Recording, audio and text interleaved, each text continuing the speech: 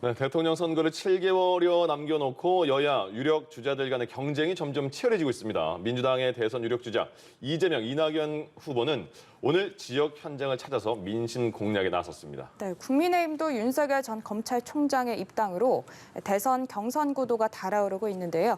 두 분과 함께 정치권 소식 짚어보겠습니다. 한상익 가천대학교 교수, 정택은 시민을 위한 정책연구원 원장 모셨습니다. 어서 오십시오. 어서 오세요. 안녕하십니까. 예. 먼저 민주당 주자들 보면 이재명 후보는 TK 찍고 부울경 다시 호남으로 갔습니다. 그리고 이낙연 후보는 수도권, 이재명 후보가 없는 그런 지역을 갔잖아요. 이렇게 이 행보의 동선 같은 건 어떤 의미가 있을까요? 보통 후보들이 선거를 치를 때 보면은 이제 물론 투표일과 역산을 해서 일정을 주로 잡지만 네. 평균적으로 자기 강한 곳에 좀 굳히고 예. 네. 좀 상대적으로 약한 곳을 좀 돌고 마지막에 다시 강한 곳을 굳히는 뭐 이런 일정들을 많이 써요. 네. 근데 지금 보면은 이재명 지사 같은 경우에는 어쨌든 호남하고 충청이 상대적으로 좀 약세지 않습니까? 네. 그러니까 U자로 한번 돌면서 지금 한번 도는 거예요. 그동안 경기도에 계속 있었으니까. 반대로 이낙연 전 대표 후보는 서울하고 경기에서 매우 약해요. 네. 거기서 거의 3분의 1밖에 안 나오는 것 같아요. 그러니까 지금 경기 북도 공약도 하고 네. 다니면서 이제 특히 경기 북쪽에 이쪽을 잡으려고 좀 돌아다니시는 것 같아요. 이제 앞으로도 이게 경선 기간이 5주가 좀 늘어나서 네. 뭐 이전 같으면 한 번씩밖에 못 돌 텐데 아마 한 번씩 더 돌지 않으실까 8월 달에 기간 늘어나면 후보들은 고생을 합니다. 그렇군요. 아마 그렇게 되지 않을까 싶습니다. 예. 지역도 뭐 호남 지역주의 뭐 백제 논쟁 이런 것도 있었잖아요. 네. 그래서 그런 것도 고려해서 이 동선을 짜는 건가요? 꼭 그렇지는 않은 것 같고요. 예. 조금 전에 우리 한 교수님 말씀하신 것처럼 이재명 지사는 지금 상대적으로 지금 이제 지방을 많이 못 갔어요. 네. 지사직에 있는 과정 속에서. 그런데 이제 최근에 지지율상에 보면 큰 적신호가 온 게 호남에서 역전이 됐거든요. 그래서 확실히 좀 그동안 못 다녔던 지역에 대해서 본인이 후보가 직접 움직이면서 예. 지지율을 올릴 필요가 절실하다라는 네. 생각들을 갖게 됐기 때문에 이제 3일에 걸쳐 가지고 하는 거고 지금 이제 이낙연 지사는 자신감을 얻은 거죠. 예. 그러니까 민주당 경선에서 호남이 갖고 있는 퍼센테이지는 상당히 중요한데 그러니까 이제 자기 본진이라고 할 수 있는 데서 이제 확실한 토대를 구축했다라고 생각을 하니까 반대로 이제는 이재명 지사의 본진이기도 하고 네. 동시에 호남만큼이나 많은 선거인단과 이 책임당원들, 권리당원들을 보유하고 있는 네. 이 경기도를 공략할 필요가 있다. 그러면서 구체적으로 이재명 지사 쪽에서는 좀 부정적으로 얘기하는 경기 북도 분할론을 얘기를 한 것은 어떻든 수도권 지역에서 경기 북부 지역에 대해서 일정 정도 호소를 하는 거죠. 다른 메리트를 가지고. 그래서 이제 그런 특히 이제 경기 북도 공약 같은 경우에는 얼만큼 파급력이 있을지는 모르겠습니다만 경기 북부 쪽에 있는 분들은 기대를 한번 가져볼 필요가 있는 것이 아닌가라는 그런 이제 메시지를 던져주는 거죠. 예. 네. 확실히 후보가 지역에 가면 효과가 있어요? 그럼요. 그러니까 이제 그 지지율이 낮은 후보들 같은 경우에는 상대적으로 제한되겠습니다만 지지율 1, 2위를 다투고 있는 후보들 같은 경우에는 예를 들면 당원들이나 유권자들 입장에서 봤을 때 우리 지역에 오늘 이재명이 왔대, 오늘 이낙연이 왔대 이런 게 회자가 되거든요. 그래서 후보들뿐만 아니라요. 그 경선 막바지에 가면 후보의 부인이 움직이는 것도 영향을 미치기 때문에 그런 군데군데에 큰 묶음표가 있는 데는 후보 본인이 못 가면 후보 부인이라도 가고 이런 전략들이 구성되는 거고 이게 이제 당장은 아니어도 쭉 쌓여나가는 과정들을 보면 효과가 있습니다. 예. 네. 또 후보들의 뭐 설전, 특히나 이재명, 이낙연 후보들 간의 이 설전 주말에도 계속해서 이어졌는데 예. 지역주의 공방이 있었는데 이제 그걸 또 떠나서 뭐 소칼, 닭칼 이런 언급까지 나오고 있습니다. 이 설전이 좀 어떻게 이어질까요? 결국 그 선거라는 거는 상대방 후보에 대한 프레임을 어떻게 잡느냐가 되게 중요해요. 그러니까 이낙연 후보 같은 경우에는 이제 이재명 후보한테 지역주의자라는 프레임을 걸었던 거죠. 근데 별로 그렇게 재미를 못 본 것 같아요. 오히려 정세균 총리가 네. 어부지를 보신 것 네. 같고 예. 지금은 이제 이재명 후보가 이낙연 후보한테 무능 프레임을 거는 거죠. 총리할 때도 그렇고 당대표 할 때도 그렇고 한 일이 뭐냐. 전남 지사할 때 공약 기획도 제대로 못하지 않냐. 무능 프레임을 거는 겁니다. 그래서 네. 근데 이 프레임이라는 것이 먹혀야 되는데 먹히려면은 이게 팩트가 조금 더 있어야 돼요. 그렇죠. 그러니까 비법 있는 팩트가 있어야지 이 프레임이 사람들한테 맞아 이렇게 되는 거지. 아예 없는 걸로 시작하면 잘 안 먹히거든요. 결국은 지금 이재명 후보가 이낙연 후보한테 무능하다라는 프레임을 걸었고, 그러면 지금 이낙연 후보는 나는 아니다라고 지금 변명을 하고 있는 상황인데요. 글쎄요, 이건 이제 경선 선거인단이나 유권자들이 어떻게 판단하느냐예요. 총리 시절, 당대표 시절 과연 한 일이 없는가. 이거를 설득할 수 있으면은 제가 보기엔 이낙연 후보는 좀 타격이 있을 거고, 네. 아니면은 또 다른 걸 또 찾아 또 헤매게 되겠죠. 예. 있으면 될 것 같습니다. 네, 이번 논쟁이 어떻게 흐를 것으로 좀 보세요? 앞에서 이제 백제 지역주의 문제는 상대방의 아픈 데를 얘기를 하는 거거든요. 그런데 지금 저게 소 닦는 칼, 닭 잡는 칼 논쟁은 제가 보기에 백해무익한 논쟁입니다. 그리고 원래 저게 고사에 보면은 삼국지에 보면은 이제 상대 장수가 별로 세지 않는데 왜 우리 으뜸 장수를 내보내느냐. 그래서 닭 잡는 데는 닭 잡을 만한 칼을 써야 된다 이런 얘기거든요. 네. 그러니까 이제 사실은 그 의도는 알겠습니다만 감정적으로 좋을 수가 없는 표현이에요. 그러니까 이제 그 경선 과정이 치열하니까 저런 얘기도 나오는데 네. 상대방에 대해서 저런 논쟁들을 거는 거는 그야말로 좀 자해 비슷한 겁니다. 그래서 그 후보 본인은 물론이고 대묘딘이나 무슨 양측에서 저런 식의 표현을 안 쓰는 게 좋습니다. 그러니까요. 그래서 이제 본선 주자가 한 명 선택되면 원팀이 되겠느냐 그런 걱정이 많잖아요. 그래서 원팀 협약식도 열었는데 협약식이 있는 날 바로 TV 본경선 주자 토론회에서는 좀 조심하는 분위기는 느껴졌거든요. 근데 이번 주에 또 다시 TV 토론 두 번째가 열려요. 그럼 거기서는 또 1, 2위 간의 어떤 설전이 있을 것 같은데 어떻게 예상하세요? 아마 근데 지역주의 가지고 걸기는 좀 어려울 거예요. 네. 왜냐하면 이제 이낙연 후보 본인이 이제 안 하겠다라고 얘기를 해버린 상태고, 네. 그리고 지금은 이제 공격이라는 게 이렇게 왔다 갔다 하거든요. 네. 지금은 이제 이재명 후보의 무능 프레임에 그 무능 프레임에 대해서 이낙연 후보가 이재명은 닭 잡는 칼이나 소 잡는 칼이다 어찌하게 이렇게 나왔던 거거든요. 그러니까 여기에 대해서 이제 이재명 후보가 지금 걸었단 말이에요. 그러면 이거 가지고 당신은 무능하다 이렇게는 못한다. 같은 당 경선 후보잖아요. 네. 그러면은 정책을 가지고 좀 걸을 거예요. 근데 부동산 정책 예. 가장 뭐 취약점이라고 말할 수 있는 정책 같은 걸 걸 것이고, 이낙연 후보 같은 경우에는 이제 지역주의를 못 걸으면 다른 프레임을 걸어야 되는데 네. 지금 계속 하고 계시는 것이 품격론입니다. 예. 뭐 그런 부분이 좀 있잖아요. 그래서 아마 그 품격론 부분하고 좀 너무 과격하다. 뭐 기본소득 아마 기본주택도 곧 발표한다는 것 같은데 네. 선거 때 그 토론 전에 이런 정책 논쟁을 빗대서 네. 그 프레임을 강화시키려는 방향으로 갈 겁니다. 사실 정책 논쟁이라는 건 TV 토론에서 큰 의미가 없는 게 재미도 없죠. 잘 몰라요. 예. 보는 사람 잘 모르고 너무 짧은 시간에 얘기를 하기 때문에 설명도 잘 안 되거든요. 그래서 그 정책을 꼬투리로 해서 네. 자기 프레임을 어떻게 걸 것인가 이렇게 들어가기 때문에 저는 계속 이 프레임은 살아있되 정책을 가지고 서로 공격하지 않을까 네. 이렇게 보고 있습니다. 그러니까 1, 2위 간에 진짜 질문이 계속 집중되잖아요. TV 토론회에서. 이번에 그러면 후보들은 어떻게 효과적으로 TV 토론회를 이용해야 할까요? 그 전에 말씀드리고 싶은 네. 내용들은 뭐냐면은 자꾸만 이제 이 양쪽의 공방이 격화되니까 우려를 하는데 네. 사실은 경선은 그런 겁니다. 예. 그러니까 나중에 이제 패배한 진영의 후보자들을 어떻게 설득을 해서 지지율을 총량을 유지할 것인가가 중요한 문제인데 네.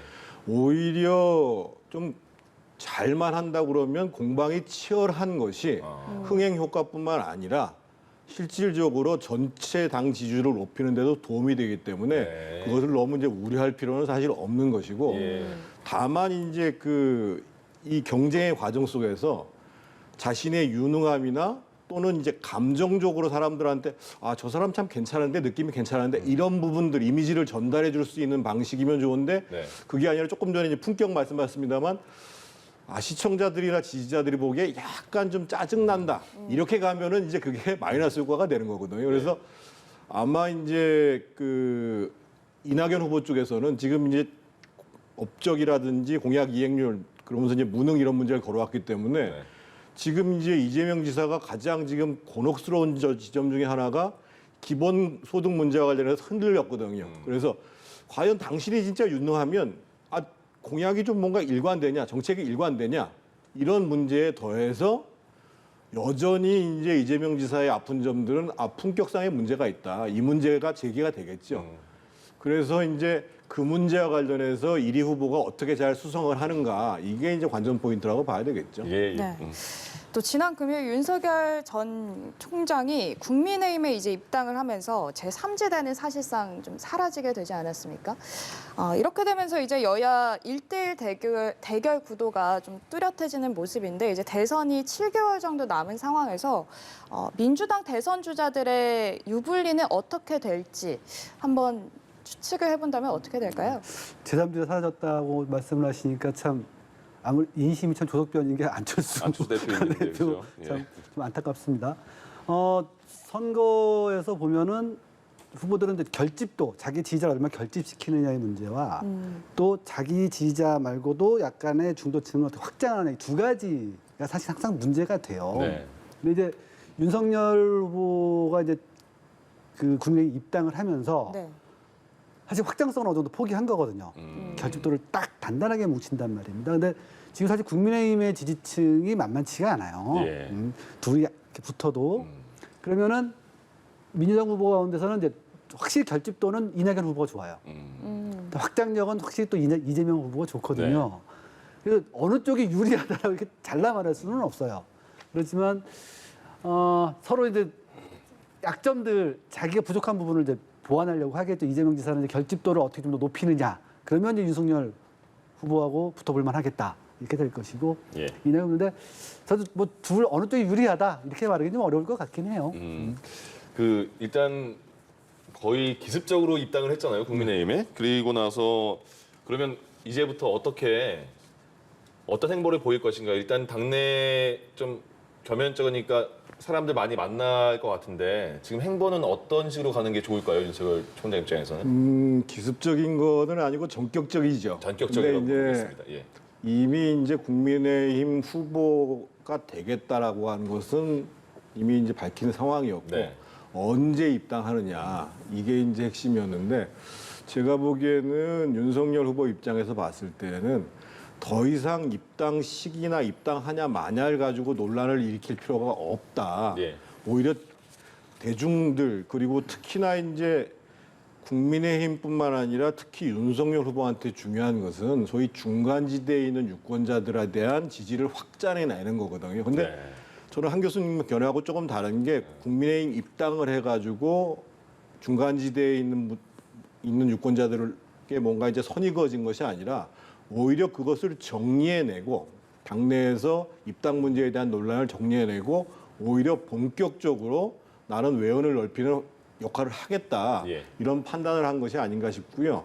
왜 제가 이런 말씀을 드리냐면 지금 여론조사를 보면 대략 그 정권 교체가 필요하다고 하는 유권자가 한 50%에서 한 55% 나와요. 그런데 현실적으로 보면 국민의힘 지지도는 한 35%에서 한 30% 정도예요. 그러면 제3지대에 있는 후보는 사라졌지만 여전히 국민의힘을 지지하지는 않지만 정권 교체가 필요하다고 하는 유권자들이 광범위하게 존재를 합니다. 그런데 현실적으로 국민의힘이 이분들한테 다가가는 것보다 윤석열이라는 후보가 다가가는 효과가 훨씬 더 크다라는 것이죠. 그래서 앞으로 이 점에 대해서 자기는 중점을 두겠다. 그래서 아마 크게 행보는 그간의 최재형 감사원장이 입당을 하면서 한편에 있어서는 당내에 있어서의 여러 논란들을 정리하는 것들을 이번 입당 과정을 통해서 하면서 네. 오히려 본인의 행보는 실질적으로 이 중도 유권자들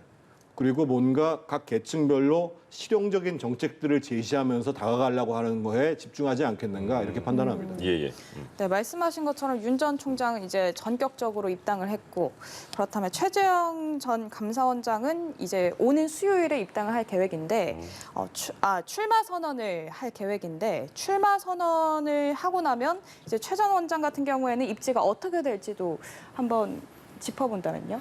일단 최재형 원장이 이제 입당 선언을 하고 출마 전에 일단 정치에 참여하겠다고 그러고 입당을 상당히 빠르게 했어요. 근데 네. 입당을 하면서 사실은 메시지가 안 나왔어요. 예. 그래서 이번에 출마 선언 메시지는 굉장히 중요합니다. 왜 감사원장이라는 남아있는 임기까지를 그만두고 나올 수밖에 없었는지, 예. 왜 국민의힘을 선택할 수밖에 없었는지, 그리고 본인이 대통령을 돼서 어떤 나라를 만들고자 하는 건지 이 문제에 대해서 아주 설득력 있게 전달하는 게 굉장히 중요하고 예. 그것이 만약에 안 되면 지금 이제 국민의힘 지지자들 내부에서는 이 후보를 올라왔지만 전체 대선 후보 선호도에서는 사실은 아직도 상위권 바깥에 있는 게 현실이거든요. 네. 그래서 그러한 것들이 정말 정확하게 설명이 되고 와닿아서 최소한 지지율을 한 10% 정도까지는 끌어올리느냐 못 올리느냐가 실제로 국민의힘 내부의 경선 구도를 지금 윤석열, 최재형 구도로 끌고 갈 수 있는가 없는가를 가르게 되는 것이거든요. 그래서 지금 최재형 원장 입장에서 보면 가장 중요한 문제는 정말 자신의 대선 출마를 설득력 있게 하면서도 그것을 바탕으로 해서 지지율을 빠른 시기에 올릴 것인가 못할 것인가 예. 이게 굉장히 중요한 과제로 지금 남아 있는 겁니다. 네. 윤석열 전 총장과 최재형 전 감사원장 둘이 캐릭터도 좀 다른 것 같잖아요. 다르죠. 지지율도 지금 차이가 많이 나는데 네. 어떻게 둘이 대결 구도가 만들어질까요? 쉽지 않을 것 같아요. 예. 저는 뭐 쉽지 않다고 보는 이유가 실제로 그 윤석열 총장 그러니까 이제 윤석열 후보로 불러달라고 하시죠. 윤석열 후보 같은 경우에는 사실 격렬하게 좀 싸웠거든요. 그래서 이분은 우리가 반문 대표성이라는 거를 어떤 획득을 하고 나왔어요. 네. 획득을 하고 나왔는데 최재형 감사원장 같은 경우에는 사실 두들겨 맞은 게 아니라 때리다 나왔거든요. 네. 때려다 나오고 또 하나는 이 감사원장이라는 직위 자체가 이거는 헌법기관이랍니다. 네. 사실은 헌법의 한 장을 차지하는 아주 중요한 기관인데 예. 이게 엄청나게 큰 약점이 돼요. 네. 들어가면은 어떻게 헌법기관의 장이 대선 출마하겠다고 중간에 임기를 그만두고 나오느냐. 중립성 요구되는 기관에. 이런 부분들도 있고 또 새도 확실히 좀 약한 것 같아요. 예. 이랬을 때 아마 그 윤석열 후보가 끝까지 당에 안 들어오고 단일화를 받게 했을 때에 대안은 될 수 있었을지 모르겠는데 네. 당내에서 싸웠을 때는 뭐라 그럴까요? 윤석열 후보의 뭐 이렇게 표현하면 좀 그렇지만 열화판이라 그럴까요? 아. 열화판이라고 하는 뭐 도덕성 얘기를 자꾸 하는데 예. 그게 그렇게 도덕성이라는 게 확 붉어지는 건 아니거든요. 네. 뭐 엄청나게 도덕적인 모습이 몇 가지도 또 안 좋은 것도 붉어졌고 예. 그래서 그런 느낌이라 저는 오히려 홍준표 의원이 더 셀 것 같은 그런 느낌이 강하게 듭니다. 알겠습니다. 네. 또 국민의힘 대권 주자인 원희룡 제주도지사가 오늘 지사직을 사퇴했습니다. 예. 본격적인 대선 준비에 나서기 위한 행보다 이렇게 보면 될까요? 그렇죠.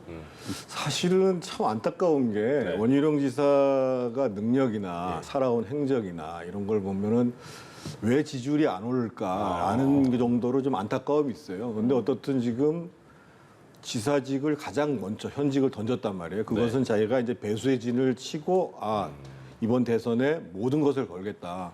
아마 이재명 지사가 약간 지금 부담스러울 거예요. 왜냐하면 사실은 지사로 있으면서 이런저런 행보를 하면 코로나 대응을 제대로 잘 못하는 거 아니냐. 그래서 오늘 그 원희룡 지사가 지사직을 사퇴한 결단은 굉장히 잘한 결단이고 네. 문제는 본인이 갖고 있는 장점들이 지금 유권지사들한테 잘 어필이 안 되고 있는 거예요. 그래서 그런 점들을 원희룡 지사의 참모들이 잘 만들 필요가 있고 특히 최근에 보면 김용태 전 의원 3선이죠. 그리고 이제 정치권에서는 상당히 전략과 기획에 대한 능력, 메시지의 능력도 있는 분이라고 평가받고 있는데 그래서 이제까지와는 다른 형태로 원희룡 지사를 국민들한테 좀 어필할 수 있도록 호소할 수 있도록 만들어가는 과정들을 잘 하는가 못하는가 이게 굉장히 중요한 과제라고 보여집니다. 예. 네. 윤 전 총장 어제 그러니까 입당을 한 다음에 바로 다음 날에 김종인 전 비대위원장을 만났다고 했고 금태섭 전 의원도 만났대요. 근데 김종인 전 위원장은 11월까지 있다가 그때 단일화해라 이런 조언도 했잖아요. 이들이 만난 이유는 뭘까요? 아까 정태근 원장님이 말씀하신 대로 이제 중도 쪽 확장을 좀 생각을 해보는 거죠. 금태섭 위원 같은 경우에. 예. 그런데 제가 그냥 어렵다라고 보는 이유가 그 최근에 나온 논문들을 보면은 이러면 정서적 양극화가 굉장히 심각해요. 그러니까 오늘도 보면은 윤석열 후보가 입당을 하니까 김경진 의원이라는 분 따라갔는데 네네. 송기석 의원이라는 분은 나는 국민의힘에 입당할 수가 없다라고 해버렸거든요. 예. 즉 이 양당의 지지자들의 그 정서적인 어떤 적대감이 굉장히 우리나라뿐만이 아니라 지금 뭐 미국에도 공화당, 민주당 간에 난리 아니겠습니까? 이런 부분 때문에 저는 확장성이 이제 그러니까 오히려 당에 입당하는 순간 확장성이 떨어진다라고 보는데 예. 지금 윤석열 총장 같은 경우에는 그럼에도 불구하고 국민의힘 지지층만 가지고는 이길 수가 없으니까 특히 금태섭 의원이나 이런 비국민의힘 국민의힘 바깥에 있는 분들 예. 내가 좀 자꾸 만나서 좀 중도 확장을 좀 해보려고 하는 그런 노력이라고 보아져요. 근데 이거 보는 사람은 시간만 다를 텐데 확장이 가능하다고 보는 분도 계실 거고 아니라는 분도 계실 겁니다. 하지만 그러면 이런 노력은 계속 할 거라고 저는 원장님 말씀에 동의를 합니다. 예. 네. 또 윤 전 총장은 야권 내 지지율 1위 주자인 만큼 당내 주자들의 좀 치열한 견제, 또 혹독한 검증이 집중될 수밖에 없는 구조인데 오늘 유승민 의원이 신비주의 베일을 벗으면 지지율이 출렁일 것이다 이런 이야기를 했습니다. 좀 당내 주자들의 검증 공세 버텨내는 게 1차 관문이 아닐까 이런 생각도 드는데요.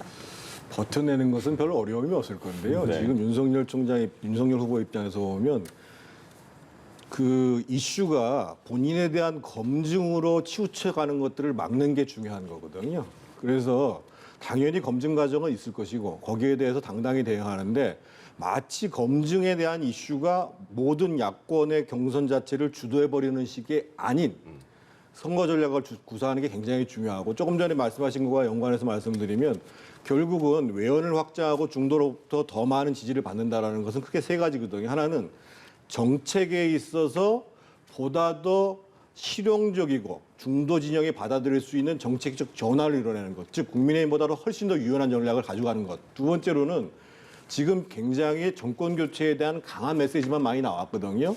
그런데 보다 더 중간지대에 있는 사람들한테 호소력 있는 유연하면서도 정말 피부에 와닿는 정권 교체가 필요하다, 문재인 정부가 좀 잘못했다라는 내용들을 아주 실감나게 전달하는 그런 이 메시지 전략이 또 한 가지 중요하고 또 한 가지가 인물 문제거든요. 결국은 정책 메시지뿐만 아니라 실제로 국민의힘에 참여하지는 않지만 문재인 정부가 교체되어야 되겠다고 생각하는 중요한 세력들을 대표할 수 있는 사람. 예를 들면 지금 이제 김종인 전 비대위원장 같은 경우는 뭐 분명할 거고 금태섭 전 의원 같은 경우는 이미 서울시장 경선 때부터 현 여권과는 선을 그은 상태고 거기에 더해서 예를 들면 김성식 전 의원도 있죠, 네. 김관영 전 의원도 있죠, 뭐 최비 의원도 있고 꼭 의원급들이 아니라고 하더라도 예를 들면 뭐 진중권 교수라든지 이게 그렇게 반문 활동을 해왔던 분들이 있잖아요. 이런 분들과 이런 계층들로부터 내가 지지를 받아내겠다고 하는 부분들을 예. 효과적으로 구사해서 한편에서 검증이 따라가지만 그러함에도 불구하고 나는 실제로 야권 전체를 대표해서 즉 정권 교체를 바라는 사람 모든 사람을 대표해서 내가 움직이겠다. 이런 부분들을 제대로 보여주느냐. 이게 이제 승패를 가름하겠죠. 예. 네, 알겠습니다. 오늘 두 분 말씀 여기까지 듣겠습니다. 지금까지 한상익 가천대학교 교수, 정태근 시민을 위한 정책연구원 원장과 얘기 나눠봤습니다. 고맙습니다. 고맙습니다. 감사합니다.